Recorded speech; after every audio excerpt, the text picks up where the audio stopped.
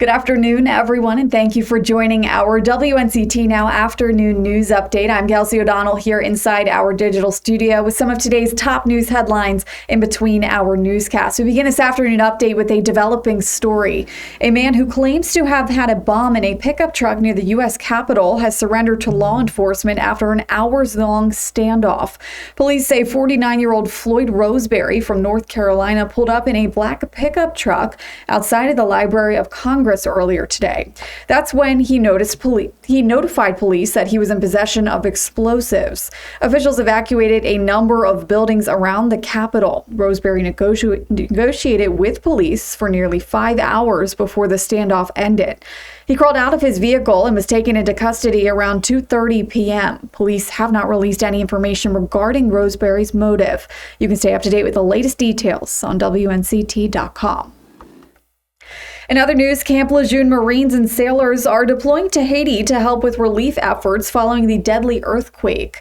About 200 service members will be heading into the country. They will be joining the international effort involving officials from the U.S. Embassy, other U.S. military services, and disaster assistance response team. New this afternoon, beginning Monday, Carolina East Medical Center is limiting visitations. This in an effort to stop the spread of COVID-19. Some of those limitations include one designated visitor. Visiting hours from 9 a.m. in the morning until 8 p.m. and visitors must be 18 years of age or older and obtain a pass when checking in. For a complete look at all of the changes, we have all that information listed on our website. Again, that's WNCT.com. In Greenville, Vidant Medical Center is now at full capacity because of the coronavirus. President Brian Floyd says the Delta variant is making up the majority of COVID cases they are seeing. Because of the amount of patients in need of immediate help, some scheduled surgeries are being postponed. Onslow Memorial has created a web page to update how many COVID patients they are seeing at their health facility. The page also includes demographics related to age, gender, and their vaccination status. You can read more about the latest number count, again, WNCT.com. Today, a silver alert was issued for a missing 32-year-old man from Wilson. Police are searching for Scott Smith, who was believed to be traveling on I-95 towards New York. Scott is described as an American Indian man, stands 6 foot 1 inches tall, and weighs at least 215 pounds. He has brown hair and hazel eyes, and according to officials, Scott is believed to be traveling in a 2009 black Jetta Volkswagen. Anyone with information on his whereabouts is asked to contact the Wilson Police Department. Their number is listed on the homepage of our website. Turning now to weather, our Storm Team 9 meteorologist Alex Swasilenko joins us from the studio with what we can expect for weather patterns up ahead this weekend. Alex?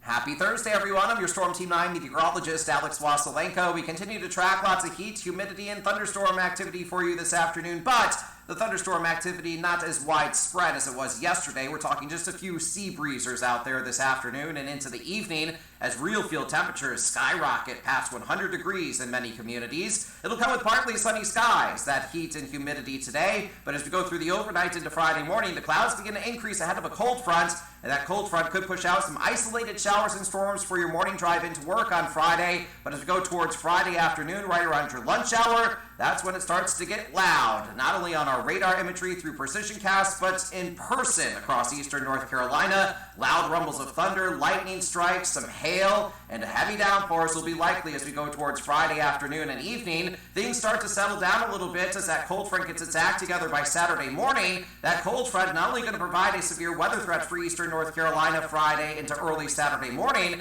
but it is also going to help to redirect Hurricane Henri out to sea and away from eastern North Carolina Saturday afternoon and evening. Behind that cold front will come high pressure and nicer weather Saturday night into the day on Sunday. Be sure to download the free Storm Team 9 weather app so you can track all the latest changes with Henri as we approach that important weekend forecast. Your weekend as a whole, we'll call it dry for the most part, with partly to mostly sunny skies and your seasonable temperatures in the upper 80s to low 90s. If you are going to be headed down to the coast, though, there will be some indirect impacts to keep in mind as Henri scoots its way out to sea just offshore of the Carolinas. Some dangerous rip currents, larger waves, and minor beach erosion will lace those beach forecasts on Saturday, Sunday, maybe even into Monday. As we go about your next week forecast, you'll notice we steady things out a bit more. Partly sunny skies are to be expected with highs in the middle to upper 80s. Make it a wonderful and happy rest of your little Friday, everybody. I'm your Storm Team 9 meteorologist, Alex Wasilenko.